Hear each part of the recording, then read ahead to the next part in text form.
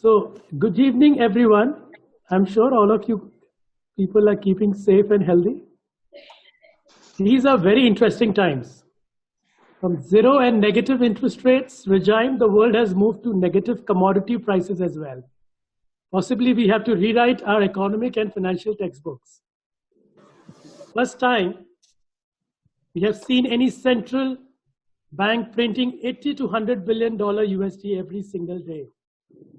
And it's the first time on a Monday morning, you wish like wearing your favorite suit and go out to office early, but you cannot. Possibly jackets with shorts have been the new corporate attire for webinar and client meetings. Raise your hands if you agree with me. There's a chat box over there. Probably you can write yes if you agree with me out there. My dear friends, it's been almost 2 months since me and my wife have been working from home. And due to coronavirus situation, I think we will kill each other before the virus does it. I'm sure it's the same situation with a lot of you guys. Do you agree with me? Say yes. But on a serious note, when I come out of this crisis, when we all come out of this crisis, which I hope we will be soon, we will realize that it was not the pandemic alone, but it has far-reaching impact on human behavior, psychology, and decision making. Will people turn conservative and cautious on life with the YOLO attitude? Live life as if there is no tomorrow. Will it completely change the experience of being a customer, employee, human, or a citizen?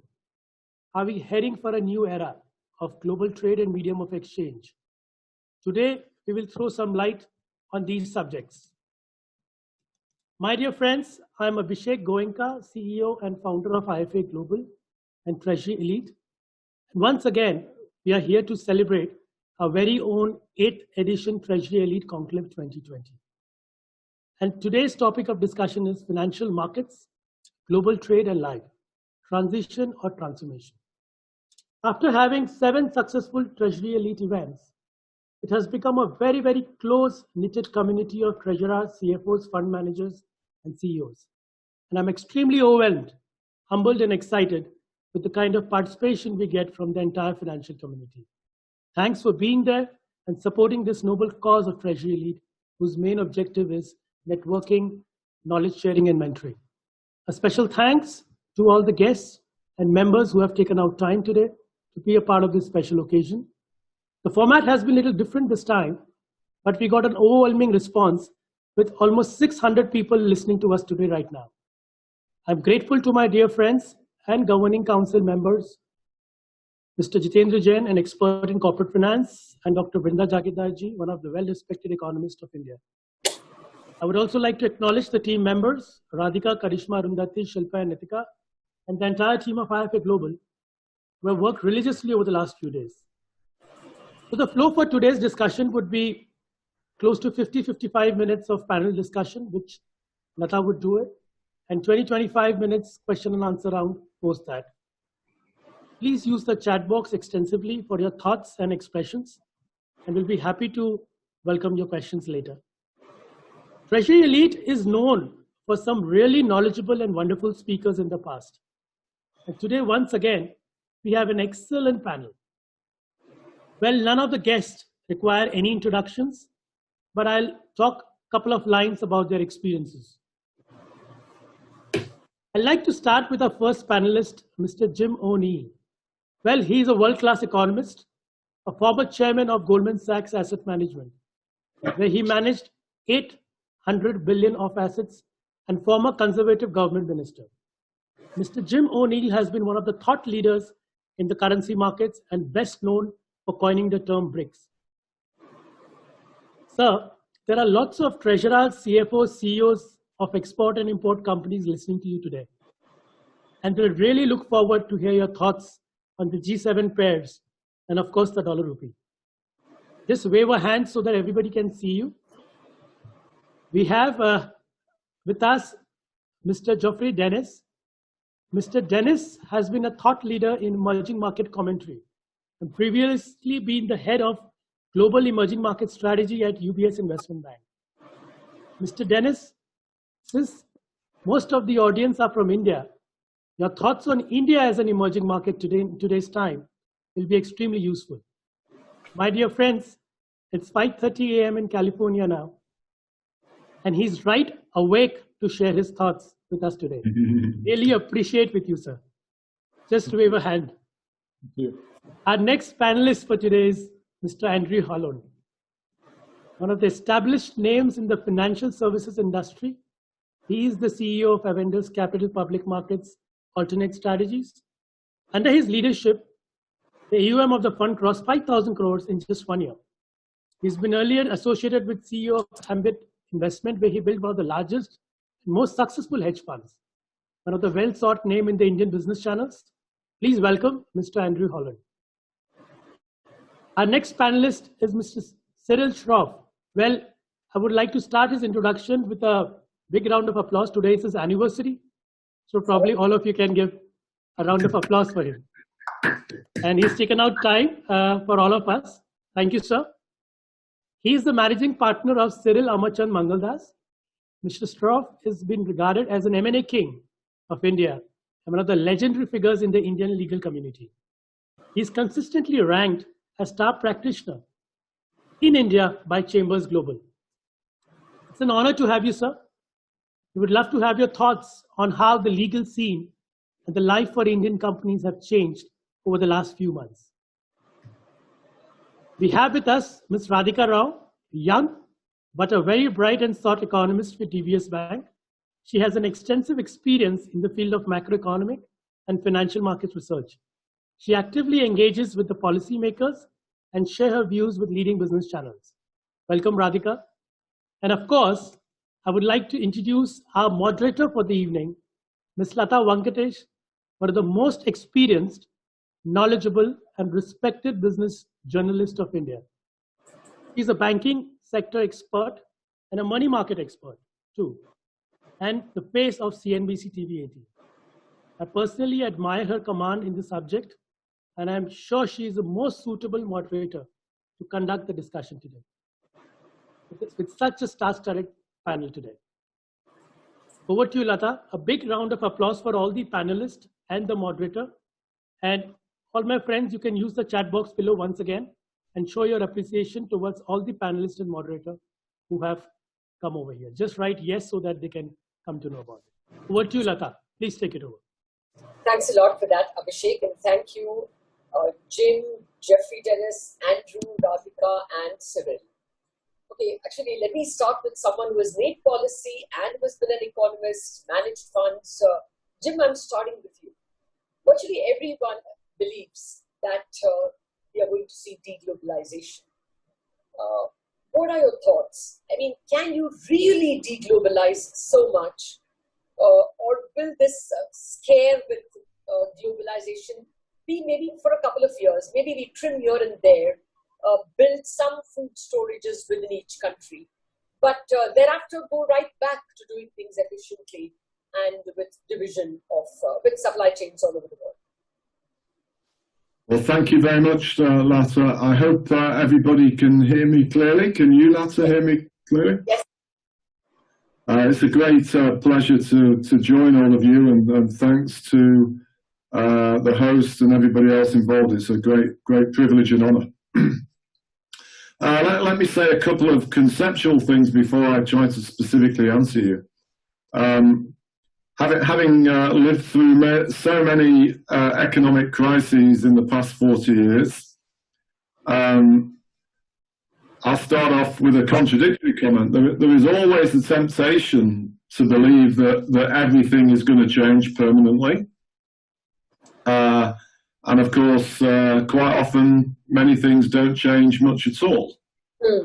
But, and here's the contradiction, there are some key themes that do emerge from crises, and particularly for those that are really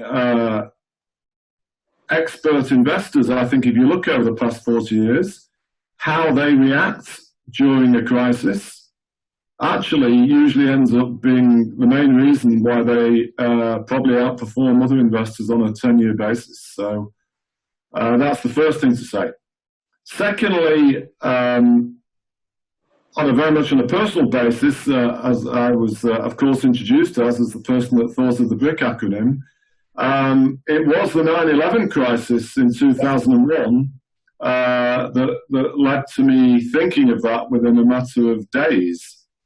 And so I sort of keep thinking, where's my great new idea for 2020? Yes. And actually, I think it relates broadly to a number of questions we'll get into, but on this one, you know, my strongest feeling is that we are probably in the, and we were sort of inching this way, certainly in Western Europe, and maybe more globally. I think we're probably entering an era that's going to be more about stakeholder capitalism than shareholder capitalism. And I can get into that more. But as it relates to your specific question, my third point is, to be honest, I think much of this very popular mood about deglobalization is basically not right. Throughout the last century and beyond, is globalization evolving in different ways at different times. And I think what most people mean when they say that we're now in an era of deglobalization, a lot of it relates to the role of China as a supply chain and the current disputes that are being made worse by this crisis between the US and China. And there is probably some of that will change.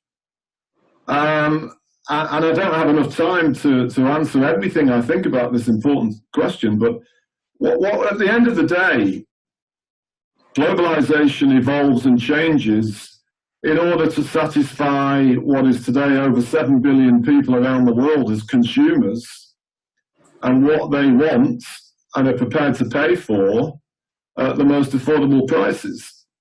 And so unless this crisis is going to mean that consumers will only ever buy something that's made in their country or their village, I think the idea is ridiculously simplistic, to be honest.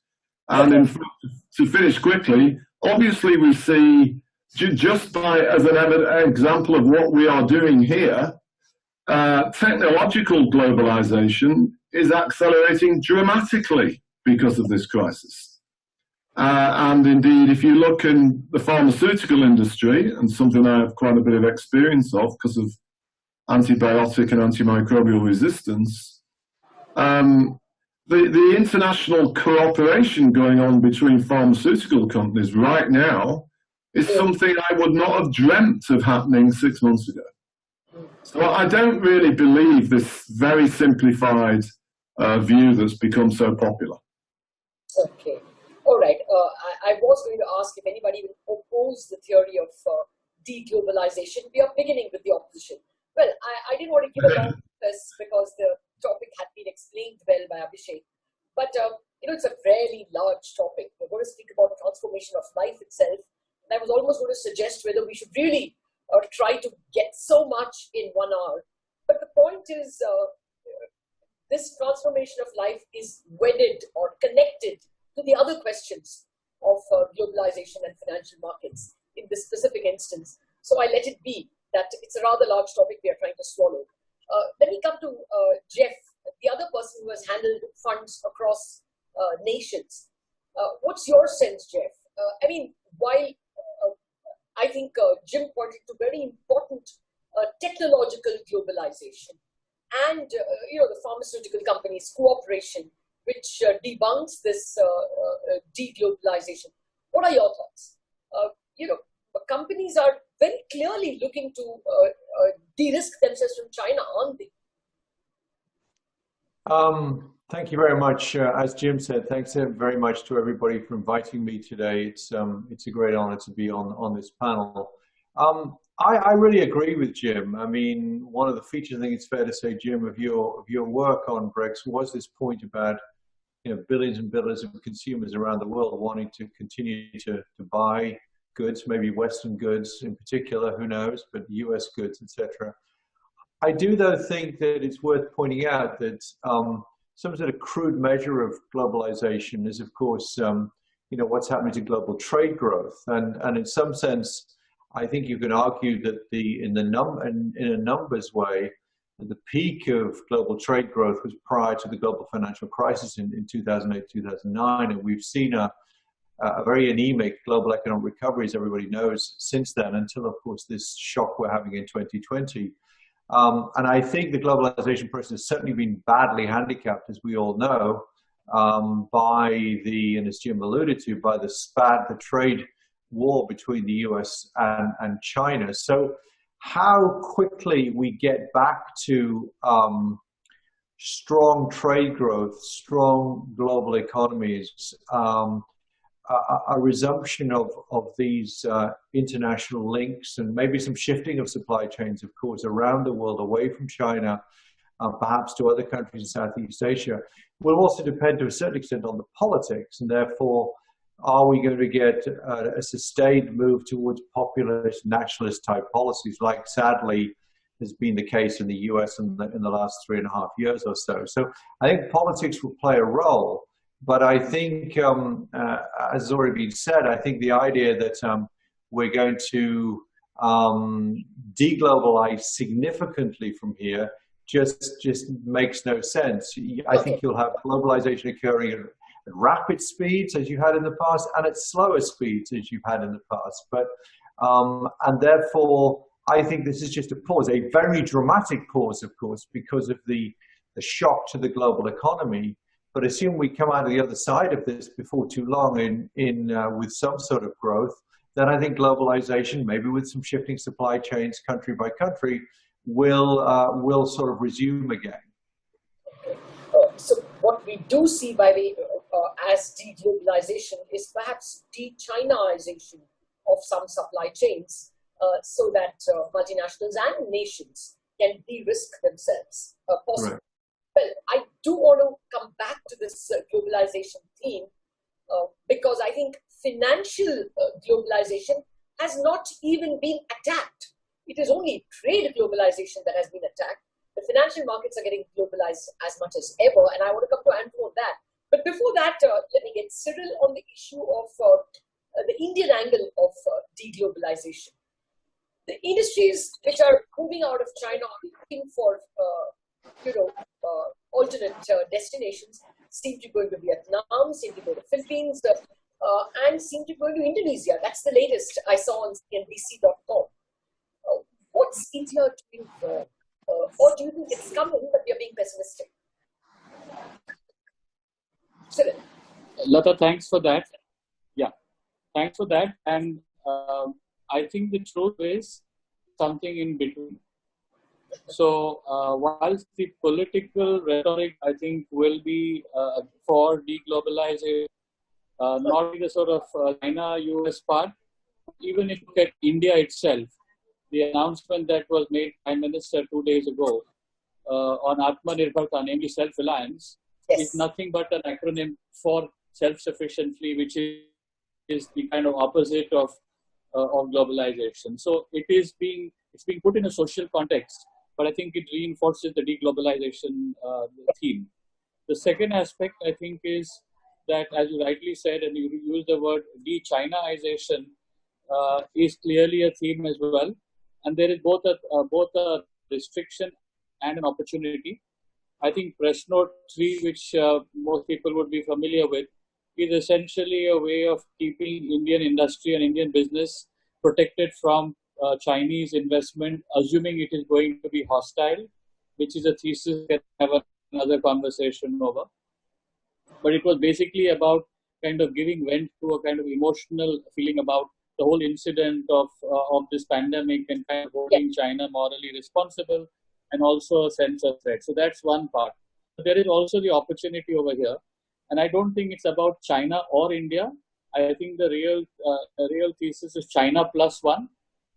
So my guess is a lot of global corporates, including the Japanese and the Western companies, will keep something in China. They'll keep a significant bit in China, but they will look for one more, which could be India, it could be Indonesia, it could be Vietnam. And I think a lot depends upon, from the Indian side, I think it depends on how we embrace this. Because India is quite good sometimes at this political rhetoric, but when it comes to execution, we shoot ourselves in the foot. And we will have to make it really attractive and easy for making an investment and ease of doing business. And the ease of doing business, India point, is not just for foreigners. I think it is first and foremost for Indians. If an Indian entrepreneur cannot find ease of doing business, what's the chance that a foreign investor is going to do that? So I believe that there is both this political rhetoric. I think there's an opportunity over here. How we embrace it, only time will tell. I capture some of it, but not all of it. Yeah, I take your point. Although the Prime Minister began with Atmanirbhar, which means self-reliance, and even spoke about localization in his Tuesday address, the actual set of steps that have been announced since then have not even included a shred of import tariffs being even discussed. I mean, forget them being raised. So perhaps it was, as you said, all rhetoric and no reality in terms of deglobalization as far as the Indian package is concerned. But let me just shift gears to another theme, lest we dwell into trade too much. What about the economy itself? Radhika, I want you in on this, and then let me come to the markets man. How deep a recession are you seeing at the moment? Almost everyone's written off calendar 2020 as perhaps a -3% global economic contraction. Do you think this can be ameliorated and we turn around because of this huge quantitative easing by the end of 2020 itself, or is this recession going longer? Thanks, Latha, and very happy to be here.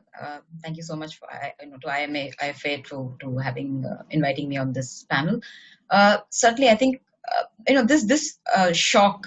At least if you were to look at the past 2 decades, usually the shock has been global, and usually it has come either through financial markets, it's come through a stronger dollar, or it's come through higher US rates. In this instance, we are seeing a health-related crisis that we have not seen in a long time. I mean, I was there through SARS, and I know that shock only affected certain parts of the world, especially Southeast Asia, not so much India. And health crisis is a very a different crisis, right? It affects demand, it affects supply, it affects the global landscape as well. So the impact is certainly much more sharper. And the other bit, I think, if you were to differentiate between the impact of, say, the trade war and the impact of the current health crisis, that was more about manufacturing and trade. And now we are seeing a big part of services getting affected. Services, particularly the ones that are exposed to consumer discretionary spending. And by nature, I think we already know that manufacturing we can make up, services we can't. So I think the fact is that once you have experienced a slowdown, a recessionary condition, there is a part of output that's permanently lost.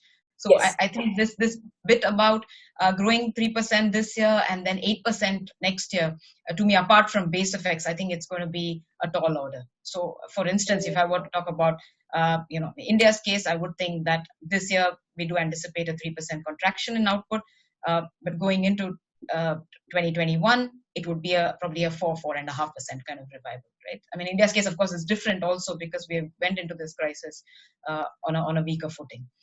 So to answer your question again, I think the nature of the crisis, the policy response, I mean, there are only 2 main policy responses, fiscal and monetary. Those have been put on it, but those help to cushion the impact of the crisis. So basically make sure that unemployment will increase, but the people who are becoming unemployed have wage subsidy or unemployment benefits. So it helps to cushion the fallout, but I don't think it really helps in arresting the deceleration. So I think by that comparison, I would think this particular impact or crisis is very, very different from what we've experienced in the past. Oh yes, sir, it indeed is. And we will be speaking about transformation of lives in the last 15 minutes. Until then, let's stick with finance, economy, trade and markets, which in some sense seem to us measurable. The last 15 minutes will be more intangible. Okay, let me come to markets, and I want, since there are 3 very big market players here, or people who have managed funds, I want market comments from all 3 of you, Andrew, Jeffrey, and Jim. First to you, Andrew. The the pumping up of the adrenaline or the steroids that quantitative easing has pumped in, do you think that that can overturn first growth itself? And even if not growth, can it keep markets from revisiting the March lows, both global as well as India? And yeah, so I think I think globally, whilst the initial packages have been well received by markets, and it's kind of given some confidence that the quarter that we're in would help companies in particular get through the cash flow problems. But I think then obviously the kind of expectation that economies would start to move away from lockdown, either gradually or a little bit quicker. And then that would see the revival in people's spending. I just don't think that spending is going to happen. I think everyone's going to save more. They're going to put more towards healthcare going forward. So I don't see this V-shaped recovery. I see it more of being a U-shaped recovery. And therefore, as you get to the kind of September time period, I think you're going to find that companies will need more and more cash. So there's going to be more packages going forward.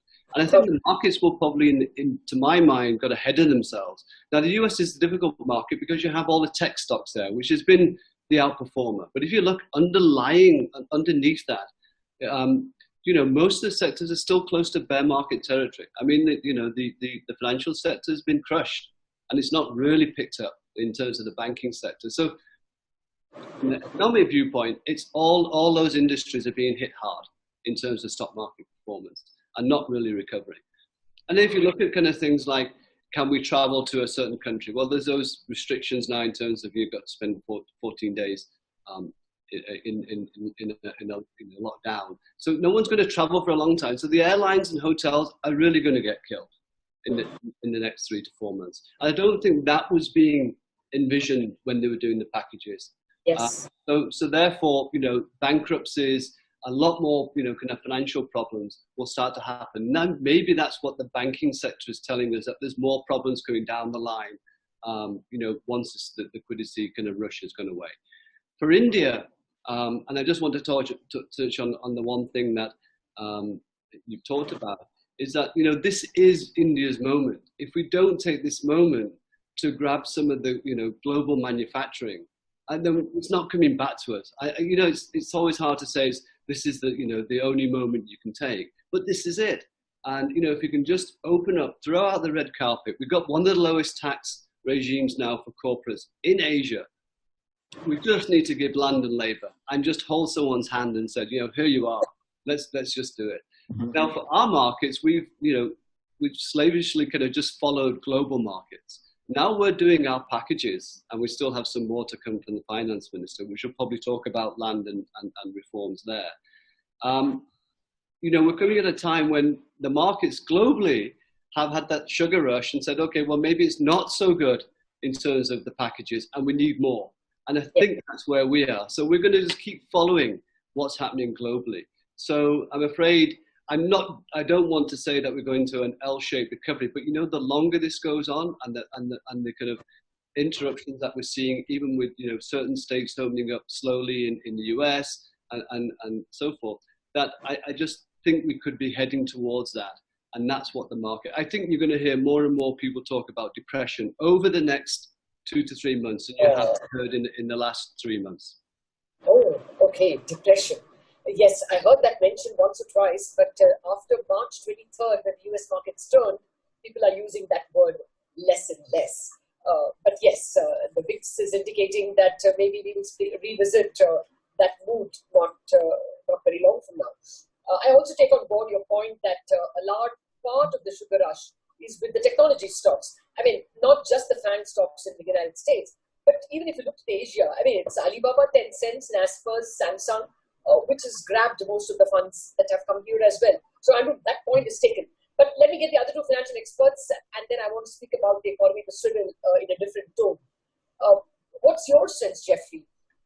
Do you think the EMs are going to suffer more, or do you think that they have lain low for long enough and mean reversion will bring the EM's back in a couple of quarters down the line.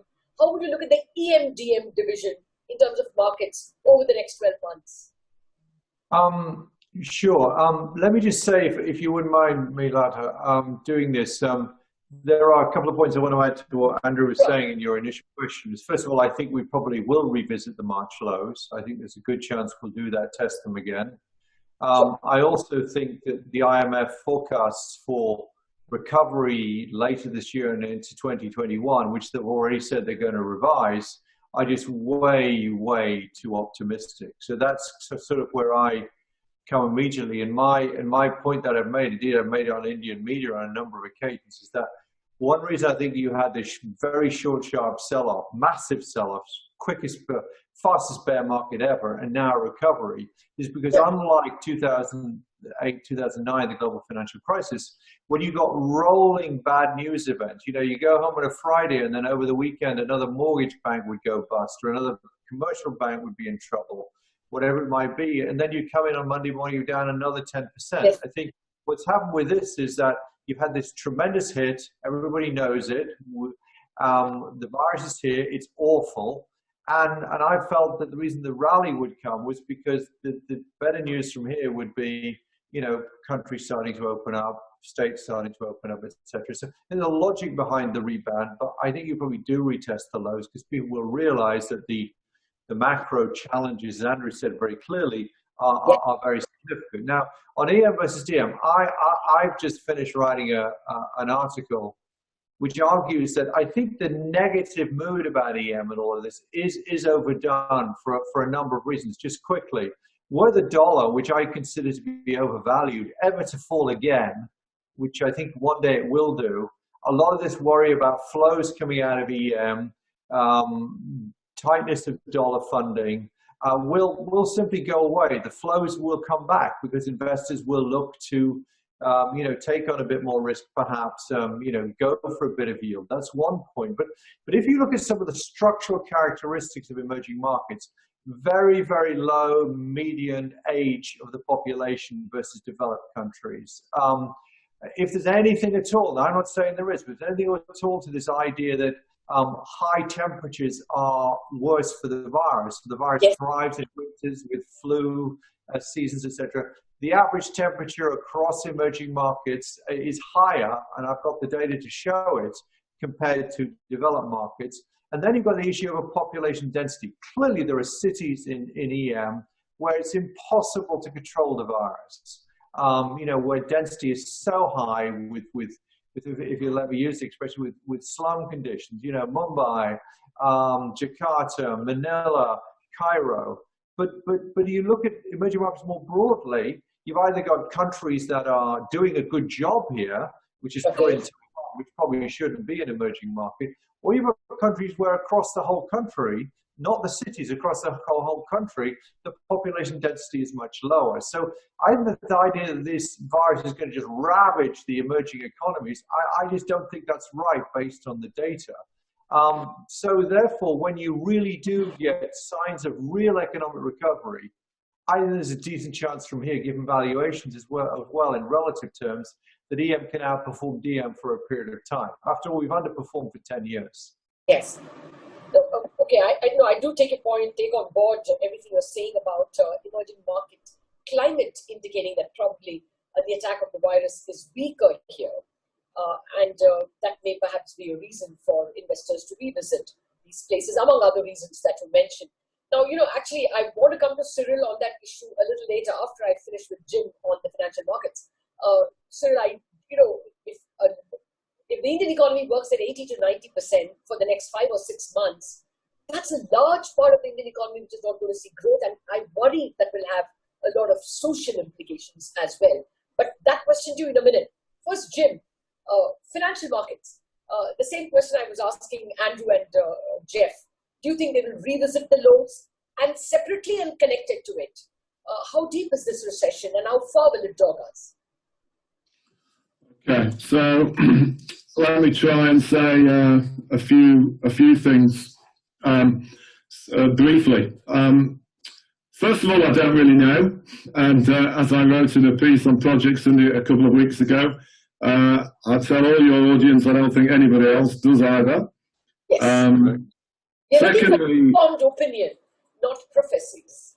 Secondly, in that regard, markets and equity markets, especially in this circumstance, remain as mesmerizing and as irritating and as wonderful as ever. Yes. And as described very nicely by Geoff, with the speed of the bear market and the recovery in the S&P, we've seen the past, at least certainly the past 40 years of my professional life, all undertaken in the space of 3 months. What is interesting in that regard is that at least as of the past couple of weeks, we seem to have settled into a very erratic range bounded around 2,700 on the bottom and 29.5 on the top. Yes. And I think essentially, as Geoff also said, I agree with this, essentially the market's traded the rate of change of the infection spread and with a view to things opening up. And it's almost definitely the case that the world economy bottomed about 2 or 3 weeks ago. In fact, because of China and China's influence on the world, it probably bottomed as we were all starting to get worried about many European countries because China's weight is so big. But as it relates to markets, the fourth thing I would say is I think the absolute crucial thing in the next month or so is the evidence about a vaccine. As I'm sure many of you know, there are seemingly about 4 or 5 vaccines around the world out of over 120, which are seen to be particularly promising. One here, the UK is not having a good COVID-19 crisis, but the one area where we are arguably leading the world is as a vaccine creator. And if the noise surrounding that turns out to be the more optimistic case, and we should hear evidence of that mid to late June, I think that could actually, notwithstanding everything that Andrew and Geoff said, it could actually propel us to close to the highs of before this started in the States, because the thing that, of course, makes it impossible to think of the world ever getting back to what it was is without a vaccine, you never get proper airline travel and so on. But if we get a vaccine, and that opens the mind to thinking we might get 2 or 3 others, then I think that the equity markets, as always, that pricing the future, yes, will like that news a lot. So I think that is the thing for people to watch for. Well, I have no ability to say whether they will or won't be successful, but I don't think it's impossible. And the fifth thing I would say in that regard, and I touched on it as part of my first answer, that the scale and speed of cooperation and innovation going on between biotech companies and pharmaceutical companies around the world is absolutely remarkable. And so it's not, yes, the rally in the States is dominated by more internet tech type companies, but there's a lot of recognition of what's going on in the biotech and pharma world too, and I think that's not to be dismissed. And then so, I have no idea whether we're going to retest the March lows. I think if it turns out that particularly the Oxford vaccine ends by the end of June to be actually it's not going to work, then we might. But I slightly lean towards the idea if we haven't made new lows by the end of June, then we're not going to. And the risk is actually on the upside. What is the last thing I'll say on it for now? What's striking to me, and of course I can say all of these things so easily because I'm not professionally involved with any firm or any business, so I don't even have to live with the responsibility of anything I say. But what is striking to me is the overwhelming mood of virtually every investor I come across anywhere in the world is remarkably bearish. And, that wasn't the case when it first emerged in January and early February. Then it was a massive consensus view that we would definitely have a V. And now many people think it's impossible. And they're probably right, but it's not definite that they're going to be right. Okay. Well, So what I'm basically saying is that there is a bit of a binary element in this, that if a vaccine is discovered, for instance, if Oxford is successful and Serum Institute in India is already in a tie-up with Oxford for bringing it to market very quickly. If a vaccine is discovered, then this whole 2020 episode could be passed off as a brief event, right? Well, let me say, I don't want. I mean, there's always a danger at an event that what you say is oversimplified. And I think you summarised what I'm saying fine, but I do believe there's going to be some permanent consequences about aspects of life, including, as I said at the start, a shift to stakeholder capitalism and an end to the obsessive dominance of shareholder capitalism, which will have consequences for equity prices. But I don't dismiss the possibility, because of the intensity of this, that if a successful vaccine emerges from India and Oxford and in the States, where there's some things going on in the next couple of months, I think that would give us a good 20% rally. Okay. Fair point. No, I mean, it's not emerging out of India. There's more in contract manufacturing with the Oxford group. Well, in that case, let me just dwell on the market for a bit more with Andrew. Andrew, if we don't get anything by way of a vaccine, and we are staring, as Radhika says, into a fairly deep recession for several quarters now, don't you think the cash flow available with most Indian companies will not last that long? I mean, we could see even a healthy company like Larsen & Toubro not having enough to match its cash flows. So are we going to see a complete march towards pharma, infotech, and maybe FMCG? How are you looking at corporates, say, a quarter down the line, if we continue with this lockdown? So, I mean, we already know that Mumbai has been extended till kind of the end of May 31st, yes. So, that's not good news for one of your biggest, drivers of the economy. And I'm sure Delhi will be the same as well. Listen, it's very simple, Latha. 65% of the economy is in some form of lockdown. And the cash flow problems that companies are facing are just enormous. Mainly in the mid and small size businesses. And I know that the government and the finance minister is trying to help that along. But I just don't think it's big enough. I just don't think it will tide us over for the next 1 to 2 months. But I see this, I see India unfortunately being in a longer U shape, because we went into this, lockdown in a very weak economy anyway. And my problem is that I don't think we had the banking system to cope with it. No, we didn't. Particularly with the public sector banks, that they've just got recapitalized. They probably need recapitalized 3 times over just to cope with it. And my problem, even when we talked about, in the good old days, a few months back, of India being a $5 trillion economy, I said you could not have a $5 trillion economy with just 4 or 5 private banks. You have to have a bigger banking system. So if we're creaking with, let's say, GDP growth of seeing forecasts of -5% for the year, then, the public sector banks are really going to take it on the chin. There's going to be a lot more non-performing loans. So access to capital is going to be very, very difficult, even for the best companies. We saw without naming them, one of the stalwarts of India couldn't get an NCD out. Yes. Right? And that's one of the, you would have thought the most credit-worthy company you would look at. So I think, the cash flow problems cannot be overlooked, because I think they're huge. And I think once we come out of it, and even with that cash flow, what a lot of companies are not talking about is the layoffs they're doing, the reduction in salaries they're doing. It's all been very quiet. Some have had to, reverse it because of, some of the policies or pressure by the government. But I think once we get through this and, we come out of lockdown, then the money that they receive at the moment in terms of loans will quickly be evaporated by, the fixed costs of salaries, and therefore you're going to get more layoffs. So I'm sorry I'm being quite negative, but it's the way I see it panning out for India in the very, very short term. So I think we have. When the lockdown extension has just been announced, we all feel very negative about the economy. But I think that negativity is the reality.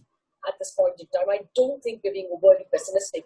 And I seriously worry that as we add to the army of the unemployed and maybe the desperately poor, for whom anyway the buffer of savings is very low, we could be heading into a social chaos which we are perhaps not aware. It's perhaps very close beneath the surface. That question to you, Cyril, in a minute. I just want Radhika to tell me, are we being pessimistic only about India? We all believe, most of the experts here, that we have gone into this crisis already weak. The economy was barely recovering in December, January, when we saw power consumption and some other infrastructure starting to pick up. But the financial sector was weaker even then, and especially the non-bank financial sector, which got a body blow. Is India weaker than other economies going into COVID and emerging out of it, Radhika? How do we compare? Thanks, Latha. So let me take the region as an example when we compare about growth. So what I see in Asia in general is that growth is slowing everywhere, right? Yes. But it's slowing to different effects. So let me take an example. If I put India, Indonesia in one bracket, which are more domestically oriented economies, and on the other hand, I put Thailand, countries like Thailand, Singapore, as a more exposed, globally export-oriented economies. What you see here is certainly the export-oriented economies are suffering much more because for them, not only is domestic demand being affected, you've got a lockdown everywhere, and you've also got their exposure to external sectors being trade as well as tourism. So the countries that are exposed on all these fronts are faring worse. So, for example, if I would look at our in-house forecast, we expect anywhere between 5 to 6% reduction in growth this year, net contraction in growth this year for exposed these kind of countries. And on the other hand, you have domestically oriented economies. Typically, in the past crises, if I take even global financial crisis as an platform, back then the part that it was financial markets driven, the economies recovered fully, they were in a better shape. And because they had the domestic engine going, they could recover faster. But now this crisis has certainly affected the domestic So nothing to choose, you're saying? But yeah, sorry. So here, so its contraction is happening everywhere. I think in India's and Indonesia's case, for instance, it's happening at a probably a slightly lesser extent. So if we're talking about 3-4% kind of reduction. But nothing to say that you're going to recover faster or slower. But then I think here is where the policy response becomes very important. Yes. And if you have the right fiscal push for businesses as well as households, you can see that demand recover a bit faster than perhaps outside. Because what China is doing now, for instance, it's recovering. But so domestic engines are doing okay, but the export market is not able to pick up. So to that extent, you will not be able to get back to a 4 or 5% kind of growth level. So at least for India, Indonesia, for that instant, I think if there's the right fiscal push, you will be able to come back at a slightly better, a faster pace than some of the export-oriented. But, the resources, fiscal resources are clearly lacking in India, clearly lacking. Fisc went into this crisis very weak. It was an understated fiscal deficit from the start, and suddenly the tax resources may fall by about 2% of GDP. Something like 3 trillion rupees or 4 trillion rupees. And then where is the space for a fiscal push? Cyril, the fiscal push apart, would you worry about socio-political problems? Remember in the aftermath of the Green Revolution in Punjab, when it stopped firing, you had the militancy growth in the Punjab. Usually when prosperity comes and then ceases suddenly, you do get socio-political chaos, something we're not worrying about now. But is that a possibility? You are absolutely right. I think we should be worrying about it, because I think the estimates are that because of this crisis, there are more than 250 million people or so who are going to fall back into poverty. Yes. I think there is, and then there is also the issue of the migrant workers going back, and there are sort of subsidiary issues over there as well, because when they go back to their villages, it's not as if they're being easily accepted back into the villages. There is a whole lot of social tension in the villages as well, because a lot of the families actually thought that those who had gone to the city will stay in the city, and now they're back here. And I think that's creating a lot of complexity in the social structure in the villages as well, where these workers have come back. So I think we are sitting on a powder keg. It's too early to see what happens with it, but this is something which we should certainly be careful about, which could go sort of haywire. And I'm sure that the policymakers in Delhi are thinking about this as a potential outcome as well. And there's another aspect, bankruptcy, which I think was by somebody. I think, once moratorium is over, there's going to be a tsunami of bankruptcies. And I think that will cause its own problems as well. So does that answer your question, Latha? Well, yes, to the extent that you also fear that while we talk about economy and markets as maybe seeing a downturn, the social problem is something which we are perhaps not aware of now. It could be much worse than we see on the surface at this point in time. But that is a very good bridge to get me to the lifestyle questions. And here I think we all have to let our imagination run. Jim, let me start with you. As you say, the vaccine is a binary event, and maybe a quick discovery would ensure that lifestyles may not change much. But what's your own take? Do you think lifestyles will change a lot? Tourism will not happen the way it has been happening? Maybe movie exhibition halls, sports events, all these are going to change rather dramatically. I resort as my first part of my answer to my very opening comment. I don't know. Yes, it is very easy for people to say that all these things are going to change permanently. And aspects of them may.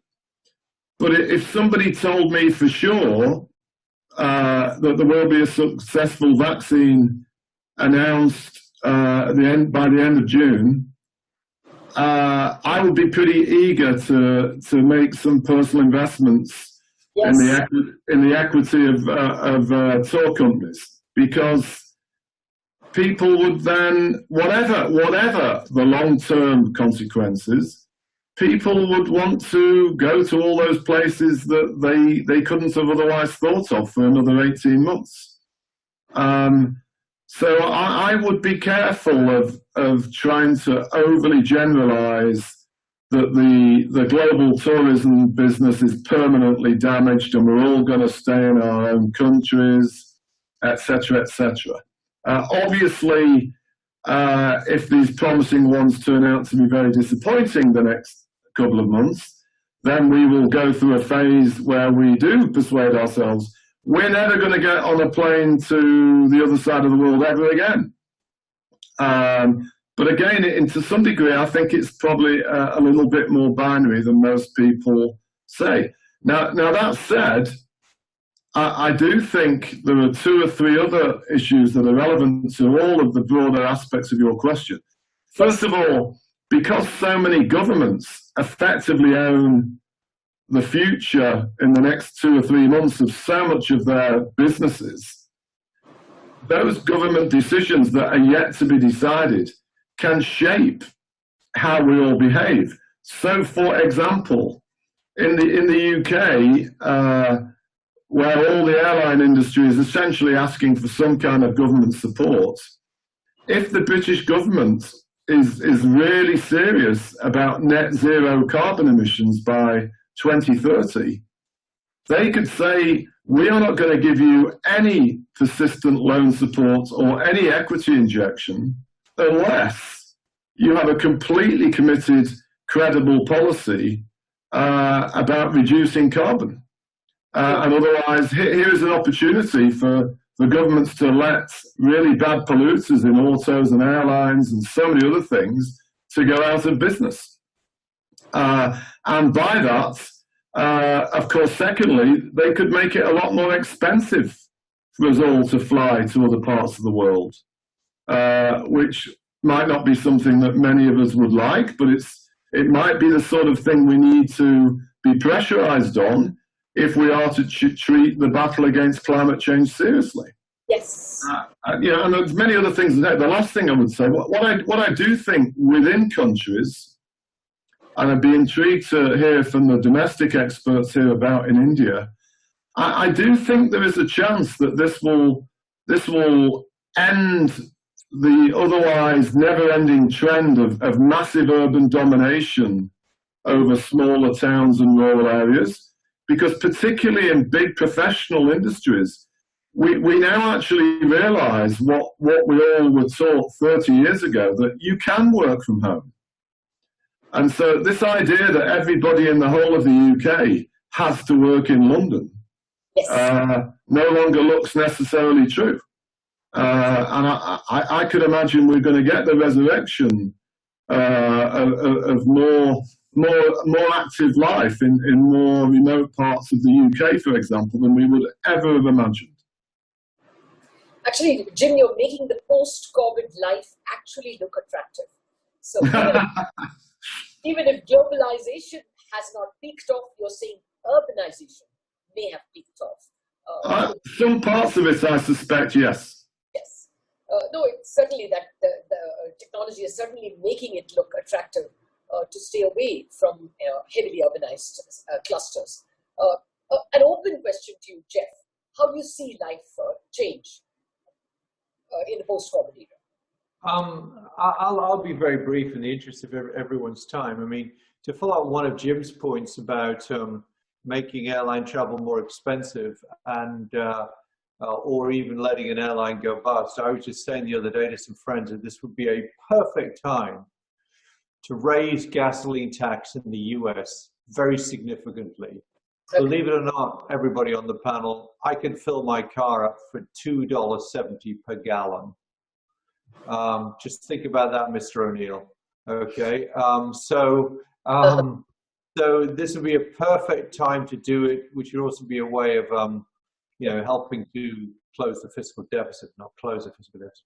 You can't do that very easily, but just help at the margin for that. And of course, a lot of offices do any tax cuts, but tax hikes of any sort in the US. Now, I think there are two opposing things I'd just like to mention here. First of all, there is no doubt that as these economies open up, people are worried, and this is why Jim's comments, he's so much better informed than I am about this, about vaccines are so important. People are very worried.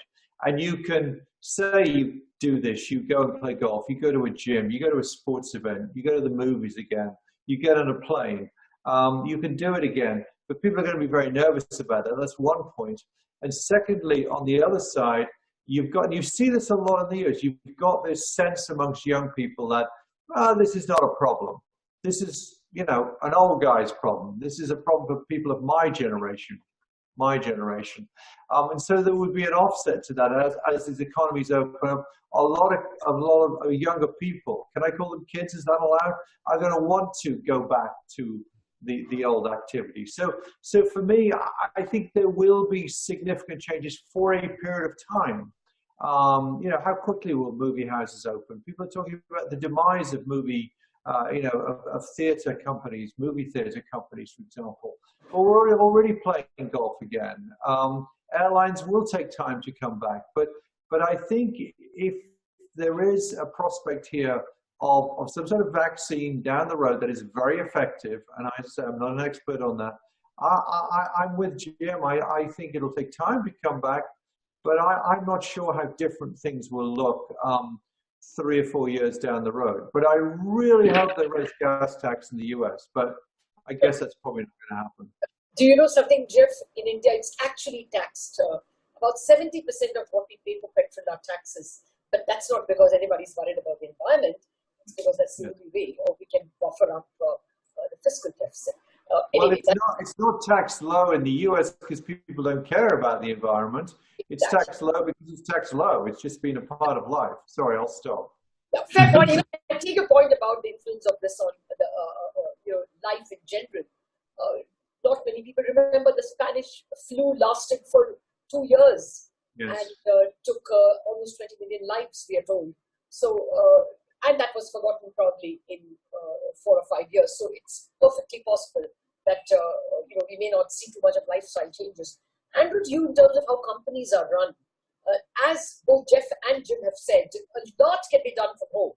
And therefore, do you think companies in India, at least, will become leaner, meaner, outsource much more, have much thinner workforces because so much can be done by job works, by companies outside? I think I think there's a few things. Latha, to answer your question, I just want to kind of move on to some of the other things as well. Is that I think every company, and we've heard it from a number of the banks who've been reporting, it's questioning: do we need all the people in the office, particularly the operations type people? Maybe they're not the frontline people, and even the frontline people, maybe it's hot desking. They don't need to come in, every day. Yes. And when you sit on kind of the real estate in India, which is very, very, very expensive, it becomes a very, very viable option to reduce costs, and to help the cash flows going forward. What that does to real estate companies, which are always under pressure anyway, because of their kind of problems with the housing sector, would probably be just the extra nail in the coffin that they didn't need, because now they're going to get lower yields as well.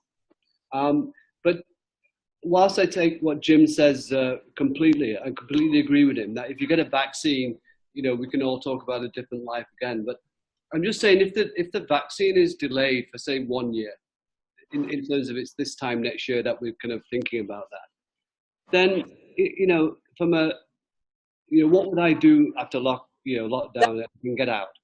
I saw a picture the other day of a restaurant in Milan where there was a couple together, and around them was all this kind of plastic sheeting. I mean, what fun is that to go and have a meal with your wife?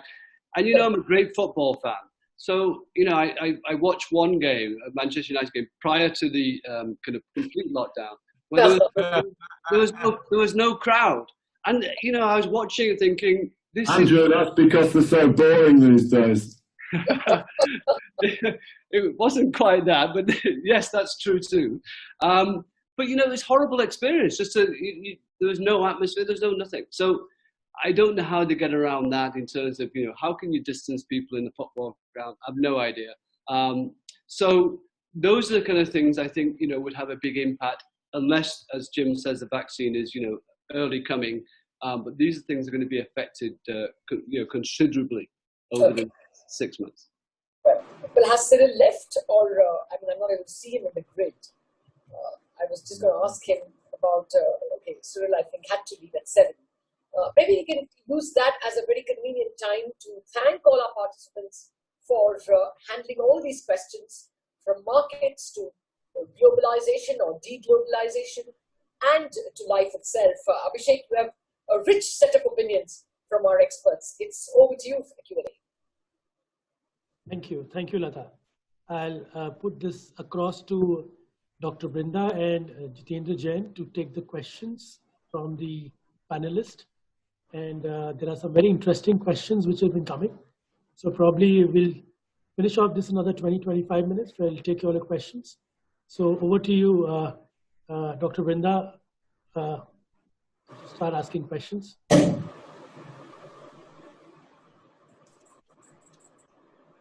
Have to unmute, Brinda. Hi. We can't hear you. So this time is truly different. I mean, things have never been. Every time we say this time is different, but this time is really truly different, and the world is never going to be the same again. Your views on any two positives and two negatives. In what way with the world trade, financial markets, the banking sector, in what way is it going to change?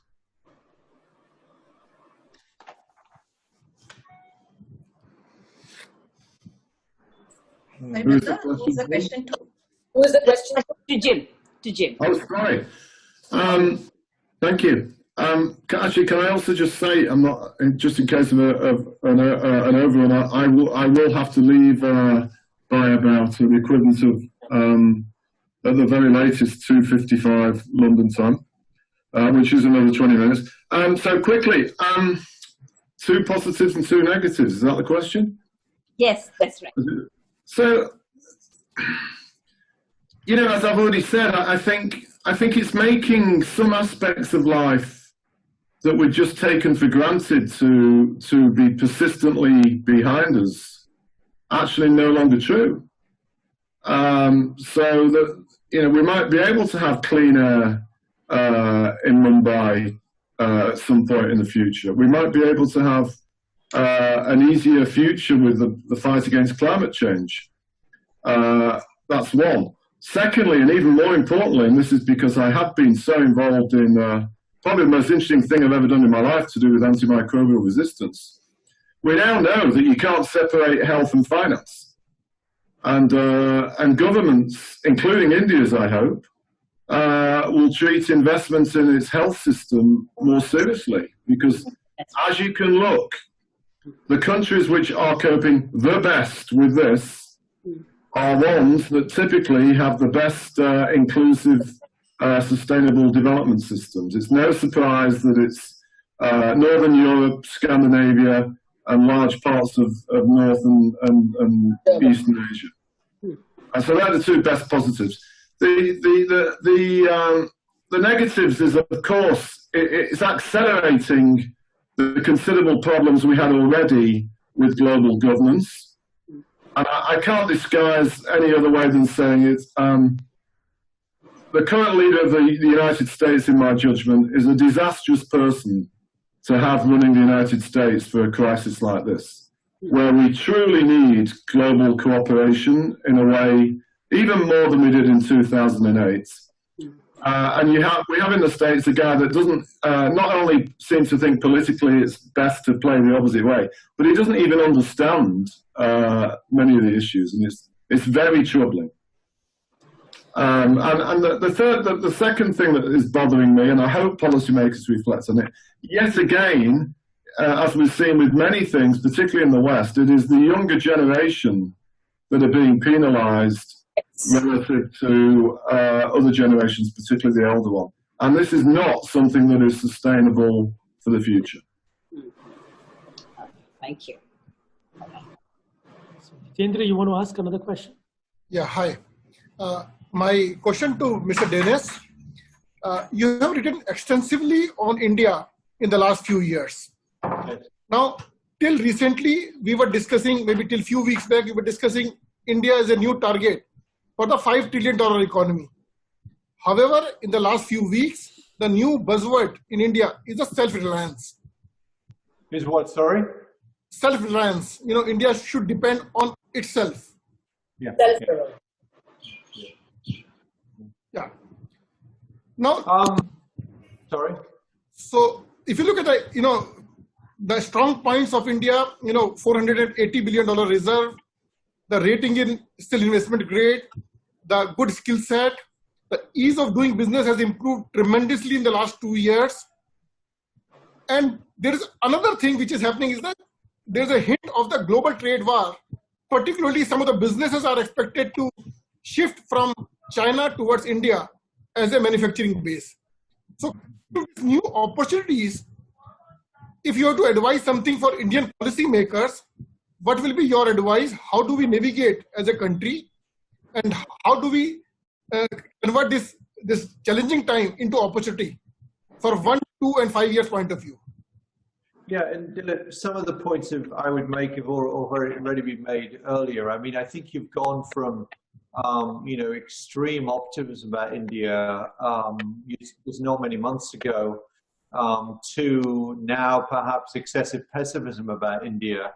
It still has a lot of the features that Jim and his work at Goldman Sachs, you know, on BRICS years ago, still, you know, are very, very important for an economy to do well. Large population, a low GDP per head, you know, those sorts of things, which should logically lead to a strong growth going forward. I think the challenges India faces are clearly not just a question of how you deal with this virus per se, and the points that have been made earlier about you know, 200 million people additionally moving back into poverty and the difficulties of moving back home again.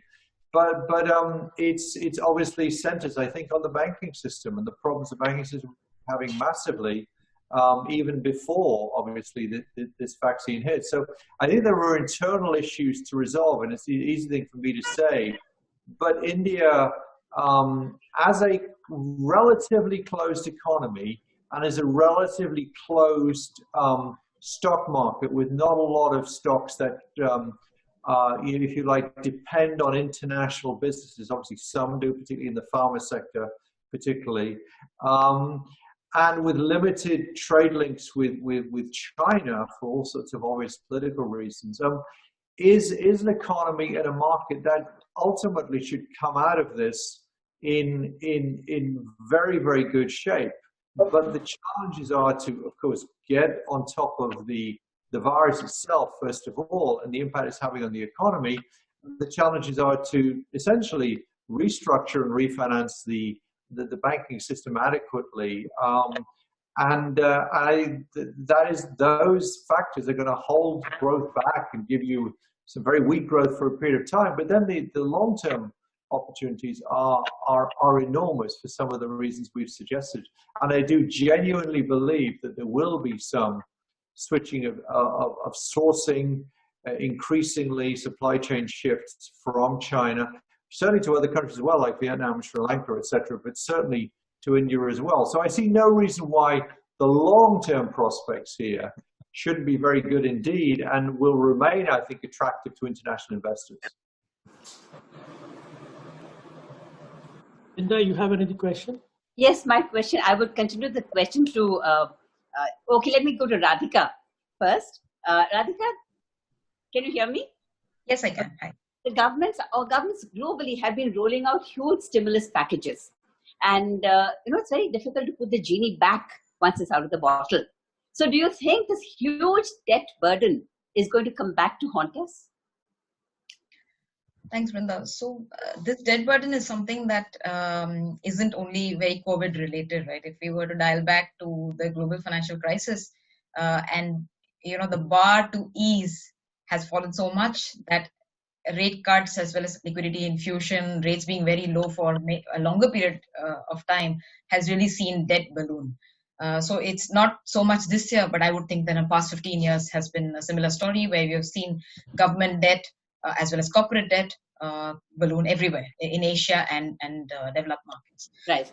But I think the way the markets react is that for developed markets, particularly the US now, have running huge deficits and debt levels being very high, the debt that US runs and a debt that EM country runs is not seen in the same light. So US can go on with that kind of debt levels for the next 4 or 5 years. But for an EM country, particularly because what happens with EM country is that even if the country is in a recession, your longer term rates are not very low. So, right, your growth versus your interest rate or your borrowing cost versus your growth rates, that proportion is adverse. So that means the economy continues to slow down and rates remain high and the debt burden continues to grow. And obviously you have the police out there in terms of the rating agencies looking at things very closely. So to answer your question, I think debt levels everywhere have been growing, but the way the market views debt, DM versus EM is different. And hence the pressure on the emerging markets is much higher to correct its ways, in the sense that the debt levels have gone up, particularly in the event of a crisis, but thereafter you're expected to bring the debt levels down, for which growth becomes very imperative. But I think that's going to be very difficult in a situation, particularly when you're hit with such a big demand as well as a supply shock. Just to follow up, Radhika. So do you think this fall in crude oil prices will help offset some of our debt problems for India? So, oil prices being low is really a huge tailwind for us. It's just unfortunate that it's come in a year when you're besetted by other problems, and hence it's not gotten the kind of attention that it deserves. So how the oil prices ties up with debt? Oil prices have been low. It's helped us to raise taxes and make some revenues out of it. But I think a bigger plus point from oil I see is on the current account front, which is really, this year we could, FY20, fiscal 21, we could have extremely small current account deficit. The overall balance of payments actually could be in surplus. So that is where I think the big benefit has come. And I think that's going to hold us in good stead, particularly if we don't see the US dollar and the US rates, US dollar being very low, you see it up, and then that time external deficits become much more important. I think in the external balance front, we are extremely well protected. But I don't think the oil prices will really help us come out of this debt burden. I think the debt has to be a combination of fiscal prudence as well as growth coming back. So that would be extremely important, which I don't think will happen this year, but certainly 21-22 we can expect that the nominal GDP at least comes back relatively strongly. Okay. In the question. My question is to Mr. Andrew Holland.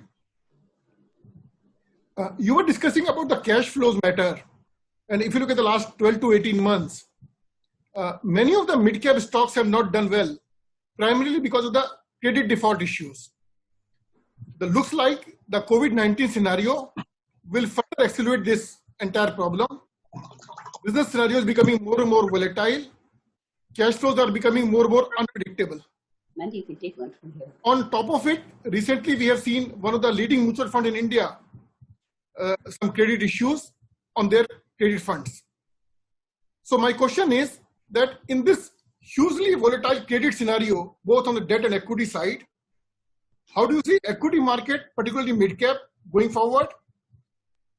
And a follow-up question together on the debt side, how do you see credit scenario panning out for Indian corporates as well as the financial institutions? Thank you. That's a fairly easy one to kind of answer because, you know, we've talked about the India, a defensive India in terms of we're more domestic driven in terms of our economy. We're not a big exporter. So if your economy is falling by 5% or going to be contract by 5%, then it's going to be the mid and small companies which are going to be hurt the most because they don't have the balance sheet, they don't have the pricing power, and they're going to get paid a lot slower by everyone else who can do that. So their cash flows just evaporate overnight, and that's what's really happened, and that's why you've seen a concerted effort now by the finance ministry to try and get money towards the small and medium-sized businesses, and now they're backstopping those loans. So that's the great news. That's what we wanted. We said either do one of two things to get liquidity into small and medium-sized businesses. No bank is going to do that because they're not going to take on potentially extra non-performing loans, right? But if you backstop that loan, so it's not falling under a non-performing loan for those banks, they'll quite happily, readily do that. And I think that's what will happen. The second part of it could be if they also a company that would maybe a bad bank to take some of the non-performing loans away from the existing banking system. So once you see any sign of recovery, the banking system is ready to kind of lend, rather than think I'm still under non-performing loans and problems here in these sectors, which are bound to be there. We know all the sectors which are going to be under pressure. So I think what the finance minister has done so far is a good move in terms of getting the loans to small and medium-sized businesses. My concern is that once this runs out in 2 to 3 months' time, is what next if there's a slow recovery. So I don't see that the markets are going to, the debt markets are going to remain very volatile because we're going to be all worried about defaults going forward, and that will obviously is playing a part in terms of the market, in terms of the banking sector is under pressure. So that's how I see the kind of scenario playing out. I think a few other things that the government can do is obviously, and we still have to see this, is to try and put some. I'm not saying money in people's pockets, but maybe the wrong thing. But if we can get some form of incentive to get people's demand side going, that's what we're missing at the moment, the demand side of the equation. So I'm hoping in the next 2 days we hear from the finance minister some stimulus which will get us back out, hopefully when lockdown ends, to spend a little bit more money in terms of where I would think we are today. So get the demand side moving now, so we can help the economy start to pick up. But obviously, for small and medium-sized businesses, this would be a lifeline. Dr. Brinda, question for Jim, because he's leaving. Oh, sure, I'd love to. Jim, we'd like to hear your view on the currency market, because it's the here and now. It's the here and now that we are all worried about. So what's going to happen to the dollar? Where is it moving? And please also your comments on the rupee. I'm going to give you a completely useless answer to start with that I sometimes do with Lika when she has me on TV. I guarantee you that the dollar, the euro, the yen and the pound will go up and down if they don't go down and up first. Okay. There you go, Geoff, as profound as always. The second thing I would say is I do think what Geoff touched on earlier, actually, I share. I think the dollar, it's not quite like 1985, but the dollar is pretty expensive against many currencies. And I don't really see how that is sustainable. And in fact, I find myself thinking at one way of trying to do a deal with President Trump, who is obsessed about doing deals because of his past, is a way of trying to drag him back into general global cooperation. Wouldn't be for the rest of the world to agree to let their currency or to encourage and support the US to let their currencies rise against the dollar. And I certainly think at some point Trump will stop the dollar from being as strong as it is. All right. So, and any comments on the yuan? I think that, you know, the biggest comment, I said it jokingly about the others, but again, I've said this to Indian TV and others for the past couple of years. I think people have to get used to the idea of the yuan going up and down more. I watch from a distance when the yuan sort of goes down for a couple of days, all sorts of experts talking about some kind of major devaluation of the yuan. And I think that kind of thing is a bit of a sign that people don't really understand Chinese economic policies or the nature of their monetary and currency policy. They are very slowly allowing the yuan to become more flexible. And so if people want to make a trade on it, I think to own yuan volatility compared to the past is probably a thing to do. But if you had to really put a gun to my head, I would think in the very near term the yuan might weaken further. But a year from now, my own suspicion is that it will be stronger against the dollar than it is today, along with a number of currencies. So you are basically ruling out currency wars. I think along with many of these things, you know, it's great sort of TV or sell-side sort of media type entertainment of getting attraction, but I don't really understand what it means. It doesn't make a lot of sense to me. You know, as I say, particularly on the yuan, I think, you know, it's going to go up and down. And you know, the last thing I would say with that, as it relates to the broader US trade issue, on top of what I said some time ago earlier, you know, just because the US might not want to trade with China in the same way in the future, it certainly doesn't mean to say that the rest of the world won't want to. And at the end of the day, if the Chinese consumer ends up being supported to remain the biggest thing in the world economy that it has been the past decade, no sensible country in the world is going to want to miss out on being part of satisfying the Chinese consumer. All right, thank you. So we are running short of time now, so maybe I will ask a quick question to Radhika. And this question is on the basis of some discussion which I had with some fund managers as well as the economists in the last few weeks. And it's a lighter question. So every major global crisis, it brings new dimensions. So for example, in 2008, the risk management concept have completely changed. The present crisis has also brought new changes in business dynamics, financial markets, economic parameters, and of course the social impact which we were discussing. Traditional linkage always get broken, and during those times, new linkage, new correlation get formed.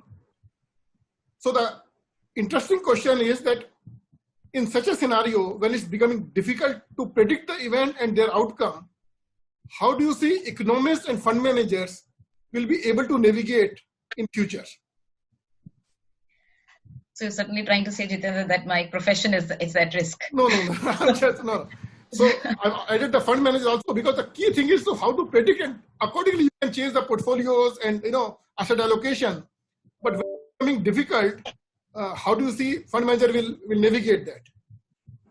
No, certainly. I think anybody who has lived, I think, in the past 2 decades carries a lot of lessons from the past as well. You do look at, there's a saying which says history might not repeat itself, but certainly rhymes. So having a bit of a background certainly helps to draw some conclusions. But there is a subjective element to that. And that is, I think, what you learn in that particular year. For example, what's happening this year, the impact of COVID-19 is something that has never happened. So for any of the economists or fund managers to gauge the extent of damage and to gauge the recovery hereon is based on a certain set of assumptions. So if I were to draw on the Indian example, if I were to say, the growth is going to contract by this much, it's a basis of my judgment on, at what capacity the economy would grow, how much window does that have, assuming that the second quarter, that is the June quarter, is basically the depth of the trough, and thereafter you're going to see a recovery. So there is a bit of, I think, historical reference, there is a bit of present, and there's a bit of subjective element as well. And I think of course, economists would do dual hands, on one hand this and on the other hand that, all that kind of jokes to go through time. But I think the important element here is to basically be able to give a certain look into the future, in terms of what could possibly happen. And from there, the fund managers as well as the sectoral analysts can derive a certain direction. But certainly, I think every year carries a new challenge on itself, and COVID-19, for everyone in my profession, including Andrews, I would think, has many, many lessons to do as new correlations are formed. Jeffrey, this session cannot end before we discuss the prospect of Bitcoin, the new currency, and what do you think about it? I mean, frankly, I'm no sort of expert on Bitcoin whatsoever, so I'm going to partly deflect that. But I think it's a sign of clear, if you like, technological progress that people are interested in Bitcoin as a product and as an investment. But I'm pretty traditional on all these things, and I think it's going to still continue to take time to really, what should we say, take over, but to become bigger and bigger within the global financial environment. Unless you get the populist policies of the current president continuing for a number of years and maybe getting worse, the threat today, for example, to cut China off completely, which is just so absurd, which would lead to a sudden loss of interest in holding the dollar as if you like the asset to hold by default in the global economy. I would think that I still think that's going to be the thing to hold, and unless that sort of thing fails to the dollar loses its luster, if you like, which would allow an alternative medium such as Bitcoin to get a further lift up. I think there will be, frankly, growing interest perhaps, but not at the rate that it's been happening recently. These trends towards new mediums of exchange or new dominant mediums of exchange, new reserve currencies, take an awful long time to develop. I remember way back in the late 70s giving presentations about why, or being asked about why the dollar would remain the reserve currency, would be replaced at the time by the Deutschmark or something. This takes time. So I'm pretty skeptical, frankly, about the growth, if you like, the Bitcoin phenomenon long term. But please forgive me, I'm no sort of expert on it. Sure. So Jitendra, you can. You want to have a question, Brindaji? Can I ask a quick question to Jeffrey?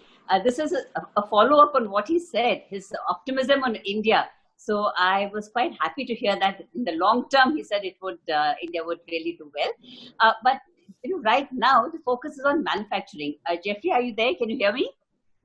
Yes, I am. Yes, and okay. I can hear you. All right. So the focus now seems to be on manufacturing to revive growth.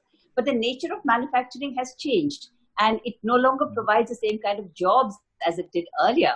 And India has more than 60% of its GDP coming from services, and services provide a lot of jobs, but that doesn't seem to be getting any traction now. Aviation, BPO, transport, the services sector is not at the forefront. It's the manufacturing that is getting a greater focus, but that doesn't seem to have the kind of job creation capacity it did earlier.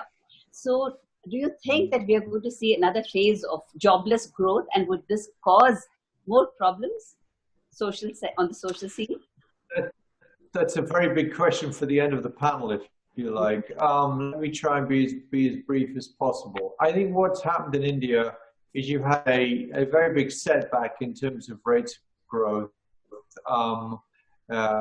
As I say, also impacted tremendously by the weakness of the banking system. Arguably, this all began initially with demonetization.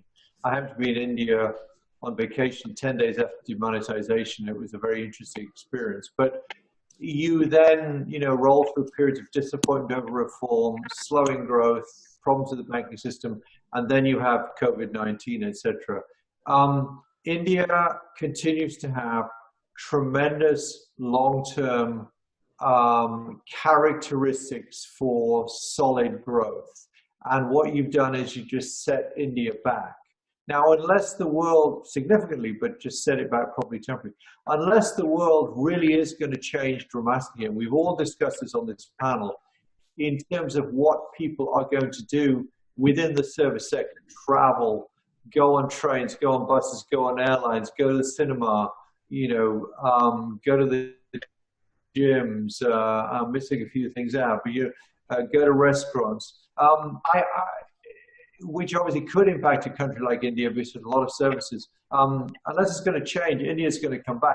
I think also, but I've heard this so many times, India itself, India still has a great opportunity to build a bigger manufacturing sector, not to rival China. Sure, that ship has sailed, if you like, but to build a bigger manufacturing sector in order to be a more effective competitor for other countries within Asia. And if there is this desire to shift supply chains, I've said already, out of China towards other countries in Asia, India should pick up on that trade. So I'm not saying it's going to happen, but I think the opportunities are there. And I think that's what we should focus on. Thank you. So, Jitendra, I'll ask you to close. So the time has come for us to close this webinar. I must say this is indeed a momentous occasion for Treasury elite. This idea was born in 2015. It was a brainchild of Mr. Abhishek Goenka, my friend. We started small, but I'm extremely happy to say that this 8th edition of Treasury elite has taken it to the global level. One common factor in every event was the reputed speakers, excellent knowledge sharing session, and the theme and topics always relevant to the prevalent times. We want to maintain the same momentum going forward as well. I wish to extend my sincere thanks to our speakers today, Mr. Jim O'Neill, Mr. Andrew Holland, Mr. Geoffrey Dennis, Mr. Cyril Shroff, and Ms. Radhika Rao. The participants have been immensely benefited with their different analysis and different dimensions of this global event, COVID-19, and how the world is going to be changed according to that. World has seen this major transformation in the last 6 weeks. And it was probably unforeseen circumstances we have never predicted till few weeks back. I must also thank our moderator, Ms. Latha Venkatesh. She has conducted the event beautifully and left her unique impression through the smooth flow of the panel discussion and some excellent questions to the panelists, something which only she could have done. Thank you, Latha ma'am. Special thank to our wonderful participant. As soon as we announced this webinar, we have received overwhelming response, more than 600 participants signing it, both from India as well as from overseas. Such widespread participation from wonderful CFOs, head of treasuries, and senior finance professionals have clearly enhanced the credibility and stature of Treasury elite, and definitely raised the bar for our future event as well. Lastly, I want to thank my fellow Governing Council member, Mr. Abhishek Goenka and Mrs. Vrinda Jagirdar, who have wholeheartedly supported all efforts to make this event a success. Thank you all once again, and we look forward to see you in the future events as well. Thank you. Thank you. Thank you. Thank you, Geoff. Thank you, Andrew. Thank you, Radhika. Thank you for coming all the way. Look forward to many such events. And Andrew, Radhika, when we are in Bombay next, probably we'll do a face-to-face event, which is a normal practice that we have. Looking forward. Yeah. Thanks. Thank you, Geoff. Thank you, Ms. Vrinda. Have a nice time. Thank you. Bye. Bye. See you.